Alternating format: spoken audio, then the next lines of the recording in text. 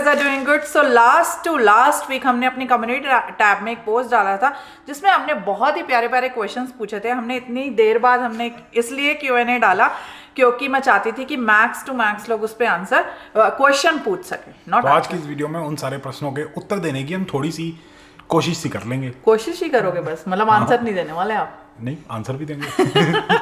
So without wasting any more time, let's get started with this video. ये हमारा blogging channel है. अच्छा. तो भाई हमारा फर्स्ट क्वेश्चन ही बड़ा बढ़िया है. तो पूछ रहे हैं under graduate MOD. Hey, nowadays I'm addicted to your vlogs. Thank you so much. I love to see you both together. My question is, if you both got a chance to get back to your home country India with the same opportunities and lifestyle you have here, will you, or you still carry on your Canadian dreams and stay? Hi to Gursai Paji. I'm big fan of their video directing. Directing? हाँ. Directing भाई मैं बैठ के बस बातें शातें कर लेता हूँ, जो मेरे मन में आता है बोल देता हूँ. नहीं, डेफिनेटली यार, आपके क्वेश्चन का अगर आंसर दे तो देखो, जो सारी चीज़ें हमें यहाँ कनाडा में मिलती हैं, फिर जिस चीज़ से आकर्षित होके हम अपनी होम कंट्री, अपनी फैमिली को पीछे छोड़ के यहाँ पे आए हैं, अगर वही चीज़ें हम अपनी होम कंट्री में मिल जाएं, वही लाइफस्टाइल, वही अपॉर्चुनिटी, सारी चीज़ें वही मिल जाएं, तो definitely why not. We would love to live with our family, with our parents, with our relatives, with our old friends school college के. तो हाँ, डेफिनेटली चाहेंगे, लेकिन इस जन्म में तो आई डोंट थिंक, थोड़ा सा मुश्किल होगा. तो फिलहाल तो हम कैनेडियन ड्रीम ही अपना परस्यू करना चाहेंगे. नेक्स्ट क्वेश्चन है Vinita Canada. Question for Jasmine. Apart from YouTube and your business, are you working regular full time? Sorry, it's a too personal question. नहीं, कोई बात नहीं. बहुत सारे लोगों ने क्वेश्चन पूछा है इंस्टाग्राम पे, जब मैं Q&A करती हूँ या इस पे भी करती हूँ, YouTube पे भी, तो सबका एक ही क्वेश्चन होता है कि are you working. Actually the thing is I am working on something. तो मैं सून शेयर करूंगी अपने ब्लॉग्स में. कहते हैं ना कि जब तक कोई काम हो ना जाए तो उसकी ढिंडोरा नहीं पीटना चाहिए, तो उसको स्प्रेड नहीं करना चाहिए. You never know, may be वो काम ना हो, राइट? सो एक स्टेज पे जाके ढिंडोरा पीट देना चाहिए, कोई दिक्कत की बात नहीं. So I always believe in just get it done and then disclose it. तो कर रहे हैं यूट्यूब और जो भी अपना बिजनेस कर रही हैं, that's one thing, but there is another thing also. Yes. तो नेक्स्ट क्वेश्चन है हमारा. ओ, ये तो क्वेश्चन भाई कहाँ है question? Rashmika Saini 6047. I was hoping to come to Canada in 2026, but changed my mind. Your videos guided me towards other options, and I am in a better place now. Thanks to you guys. Keep up with the good work. So इसमें मैं इतना कहना चाहूँगी कि अगर हम कोई चीज़ बताते हैं तो उसको ब्लाइंडली ट्रस्ट नहीं करना है, अपनी रिसर्च जरूर करनी है. ऐसा ना हो आने वाले 20 सालों बाद आप सोचो कि हाँ, गुरसाहिब जैस्मिन की वीडियो देखी थी, अगर मैं उनकी ना सुनती या उनकी वीडियो ना देखती तो मेरी लाइफ कुछ डिफरेंट होती. सो ऑलवेज अगर आपने ये डिसीजन लिया है तो God bless you and all the very best. और मैं भी अपने चैनल पे या फिर यहाँ पे भी, इस चैनल पे भी हम जो भी बातें करते हैं, तो कभी मतलब अपने चैनल पे तो मैं बहुत ज़्यादा सोच समझ के बोलता हूँ, क्योंकि एक मेरा कोई सजेशन, कोई एडवाइस किसी की लाइफ को बिल्कुल 360 डिग्री चेंज कर सकता है, जो मेरे पे बहुत ज़्यादा ट्रस्ट करता हो. तो बहुत सोच समझ के बोलना पड़ता है. तो और हाँ, अपनी रिसर्च हमेशा करो. चलो हम एक सजेशन दे रहे हैं, कोई और बंदा दूसरी सजेशन दे रहा है, तीसरा बंदा कुछ और बता रहा है, लेकिन खुद की रिसर्च करो, ये सारे इनपुट्स लेके. अगले क्वेश्चन पे बहुत ज़्यादा बोल दिया हमने इस क्वेश्चन में. तो नेक्स्ट क्वेश्चन है मलाइक खान हलीक 30. हाय जैस्मिन आपी, I love you both. Thank you so much. We love you too. Sister को बोलते हैं, बिग सिस्टर को बोलते हैं. I hope you guys are happy and satisfied with your life. Yes, very much. My question is, since you both live abroad and obviously fight तो होती होगी. हाँ, बिल्कुल होती है. 15 मिनट में बाद ऐसी इतनी ज्यादा फाइट हो जाती है कभी कभी. आज हमने जब पेंट कर रहे थे ना, तो दोनों अलग रूम्स में कर रहे थे कि मैं आ रहूंगी, अब वहां रहना, क्योंकि फिर वो यहाँ से रह गया वाली पॉइंट पे लड़ाई हो जाती है. How do you guys manage to respect each other and what are some non negotiable rules that you guys follow to stay with each other? So सबसे पहले जहाँ रिस्पेक्ट आती है वहाँ आते हैं हमें पता है कि किस लिमिट तक बोलना है. जहाँ बात थोड़ी सी हाइप हो जाती है ना, हम दोनों ही चुप हो जाते हैं, और जब वो सिचुएशन काम डाउन हो जाती है, गुस्सा ठंडा हो जाता है, then we start talking to each other. और ऐसे हमने कोई रूल्स नहीं बनाए अपने रिलेशनशिप में कि हाँ भाई रूल को फॉलो करना है. हम दोनों को इतना पता है कि कहाँ पर लिमिट है और कहाँ क्रॉस नहीं करनी है, और किसी और के सामने किस तरीके से बात करनी है. We know that, right? तो ऐसी कोई दिक्कत नहीं है. एक चीज़ है कि कभी कभी ऐसा होता है हमें नहीं पता, तो जैसे मैं जैस्मिन जी को कुछ एक्स्ट्रा बोल देता हूँ फ्लो में, या फिर मैं भाई बहुत मजे में हूँ तो जैस्मिन जी बोलते ये आज के बाद अभी बोल दिया है, आज के बाद ऐसे मत बोलना कभी। तो मैं लाइफ में कभी वैसे नहीं बोलूंगा क्योंकि उनको बुरा लगता है इस चीज का, तो इस चीज का हम ध्यान रखते हैं। और वी आर सो ओपन, अगर गुरसाहिब जी को अगर मैं कुछ बोल दूं और उनको नहीं अच्छा लगता तो वो मुझे बोल देते तूने कल मुझे ऐसे कहा था ना, तो अब मत रिपीट बोलना, मत प्लीज, मेरे को अच्छा नहीं करिए। लगता फिर मैं ऐसे कहती हूँ बोलना। ओके, या फिर इस चीज को मोल्ड करके बोल देना प्लीज। मतलब वही है ना, ओपन कम्युनिकेशन होना चाहिए, ऐसा ना हो दिल में लेते रहो बात को, कुड़ते रहो फिर एकदम से हो। यस, उनका नेक्स्ट क्वेश्चन यही है कि communication is the key. Yes exactly, it is the most important thing. हम दोस्त की तरह रहते हैं, जैसे दोस्त होते हैं बचपन क्योंकि हम बचपन से जानते हैं ना, तो फिर वो अलग ही हिसाब हो जाता है। Also I have been seeing on internet people say do not tell him everything, it's not worth it, वो बदल जाएगा स्टफ। मतलब कहते हैं ना कि अपने पति से कुछ मत करो, तो मेरे को ऐसा लगता है कि चाहे वो कैसी भी और किसी की भी बात हो, मैं अपने हस्बैंड से और गुरसाहिब जी मुझसे जरूर शेयर करते, चाहे कुछ भी हो। चाहे मैं ये सोचूं कि किससे भाई शेयर करूंगा मैं, किससे शेयर करे भाई, यही तो है और कौन है। सही बात है। तो मैं ये सोचती हूँ अगर मैं बताऊंगी तो गुरसाहिब जी सोचेंगी हो मैं ऐसे सोच रही हूँ, बट मैं इन्होंने कभी नहीं सोचा, और ऊपर से मुझे सजेशन देते हैं नेक्स्ट टाइम ना अगर तेरे को कोई ऐसे कहे या कोई ये बोलियो अगली बारी, तो ऐसे भी कभी कभी सजेशन देते हैं। ये वो क्या बोलियो मतलब ये है कि कोई सुख दुख में मैं, अब कोई मेरे को परेशानी है, कोई मेरे को स्ट्रेस है, मैं किससे शेयर करूं यार। जैस्मिन जी से, अब मम्मी पापा से शेयर करूंगा वो अलग स्ट्रेस में आ जाएंगे, तो उनसे तो शेयर कर नहीं सकते, वो परेशान हो जाएंगे, ये नहीं चाहता मैं, तो इन्हीं के साथ शेयर करें। इनको परेशान कर लो, क्या दिक्कत की बात है। हाँ, क्योंकि मैं जो करती रहती हूँ हर टाइम। है जरमंतजीत कौर, वो कह रही है hi Jasmine and Gursahib, you both are awesome, want to ask a question, is this right time to buy a house in Calgary? Yes yes, कहाँ लिखा है? क्योंकि हमने खरीदा ना, तो हमने देखा तो मार्केट नीचे चल रही है। गर्मियां शुरू होने से पहले पहले ले लो। So what are the points that need to consider before buying a house? ये इनको यार देखो, मैं कुछ बोल देता हूँ फिर लोग कहते हैं नहीं ये गलत, तुम गलत बोल रहे हो। यार सबका अपनी लाइफ होती है, सिचुएशन होते हैं, पर्सपेक्टिव होते हैं, ओपिनियंस होते हैं। लेकिन मैं ये बोलना चाहूंगा कि सबसे टॉप पे जो चीज़ आती है ना, वो आती है अफोर्डेबिलिटी। अगर आप कोई घर अफोर्ड कर सकते हो ना तो ही लो, अगर अभी अफोर्ड नहीं कर सकते तो मत लो। उसके नेक्स्ट चीज़ आती है इमरजेंसी फंड। अगर आपके पास इमरजेंसी फंड नहीं है डाउन पेमेंट से अलग, तो भी सोचो थोड़ा, एटलीस्ट 3 महीने का इमरजेंसी फंड अपने पास रखो कि इन केस कोई प्रॉब्लम आ जाती है तो यू हैव मनी टू पे योर मॉर्गेज। उसके अलावा ये बोलना चाहूंगा कि अगर आप कनाडा के अंदर अपना पहला घर खरीद रहे हो, कैलगरी या wherever you are buying, तो your first house is never your last house. वो मेंटालिटी थोड़ी सी आपको चेंज करनी पड़ेगी। पहला घर खरीद रहे हो तो just getting into the real estate thing, and या बाद में आप डेफिनेटली कोई अपना अलग घर खरीदोगे, इसको बेच के या फिर इसको रेंटल प्रॉपर्टी बना के, समथिंग लाइक दैट।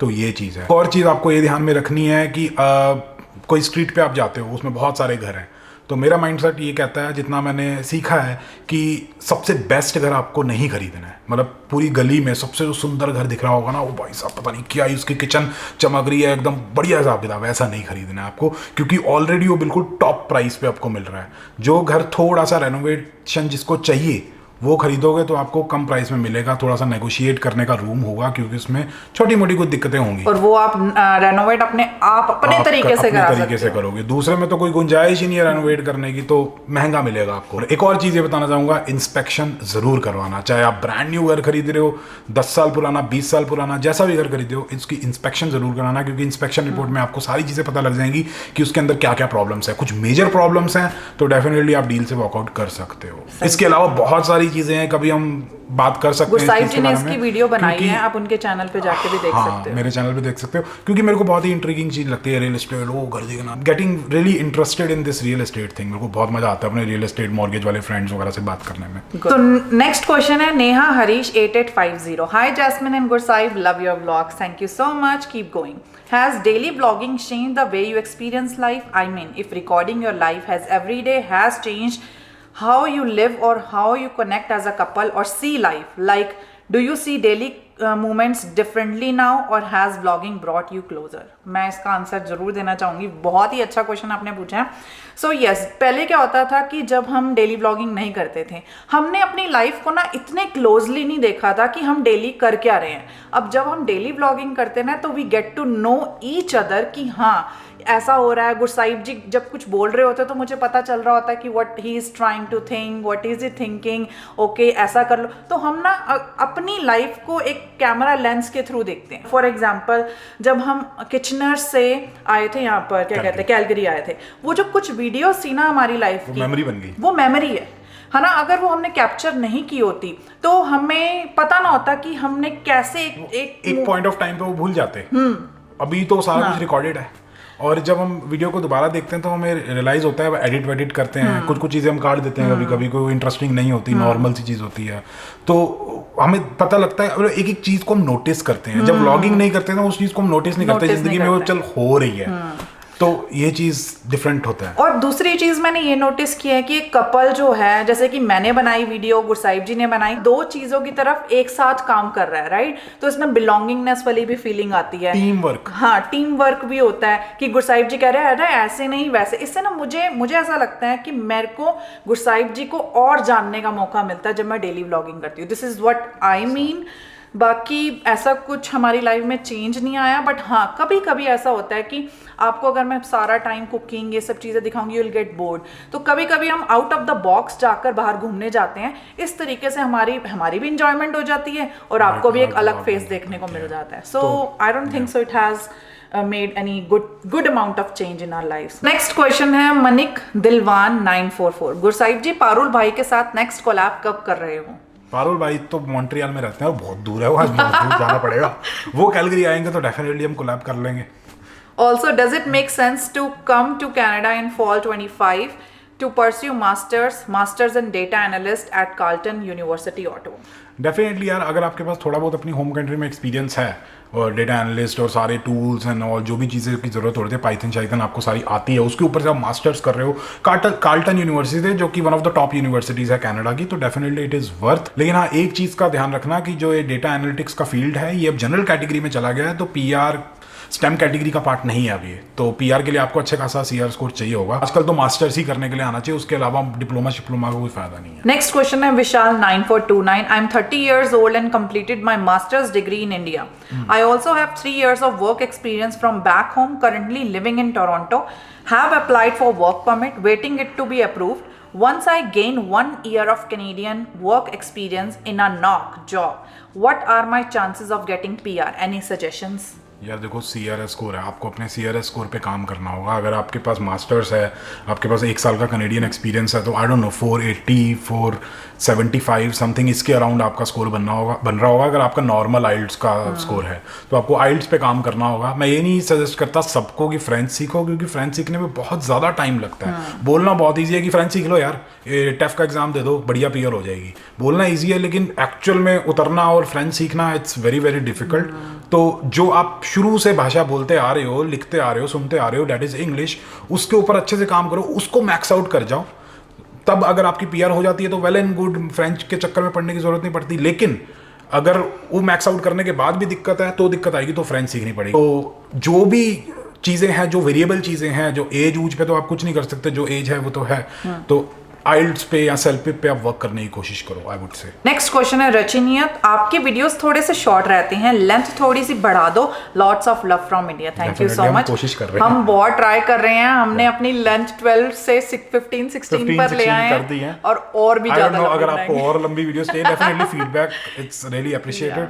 तो अगर आप कहते हो 18-19 की होनी चाहिए तो डेफिनेटली हम कोशिश कर रहे हैं, बट वी ट्राई कि मोनोटोनस का हिसाब किताब ना हो, अब बोर ना हो जाओ। अब आप मुझे हमें ये भी कुछ फीडबैक भी देना कि आजकल आपको हमारी वीडियोस कैसी लग रही हैं, अगर कुछ चेंज करने की जरूरत है, आप कुछ और एक्सपेक्ट कर रहे हैं, so we will try to add that on. Next question है to the point 8517, how do you split expenses as a couple? So split expenses, हाँ, मतलब कैसे, जैसे सारे एक्सपेंसेस वगैरह हो गए। तो सिंपल सा तरीका है हमारा, देखो हमारे पास 3 अकाउंट है, ठीक है। एक अकाउंट है जैस्मिन जी का पर्सनल, और एक है मेरा पर्सनल, और एक है हमारा जॉइंट अकाउंट। तो जैसे ही हमारी जो सारी इनकम है, जो सैलरीज वगैरह हैं, वो आती हैं हमारे पर्सनल अकाउंट्स में, तो हम अपनी पर्सनल जो हमारी खर्ची होती है ना, जो पॉकेट मनी होती है, उसको छोड़ के रिमेनिंग जो अमाउंट है वो हमारे जॉइंट अकाउंट्स में चला जाता है, और वहाँ से सारे खर्चे होते हैं, like B it mortgage, B it any utility bill, B it any outside घूमने फिरने का खर्चा, गैस का खर्चा, वो सारा जॉइंट अकाउंट से होता है। और हमारी जो पर्सनल खर्ची है वो हम अपने मजे से खर्च लेते हैं। ना उसका गुरसाहिब जी पूछते हैं, ना मैं गुरसाहिब जी से पूछती हूँ, तो ऐसे 3 मेन अकाउंट है। उसके अलावा भी उससे आता है मेरे सेफोरा का पार्सल, हाँ, वो इनका पर्सनल होता है, बट मेरे को परेशानी बहुत होती है।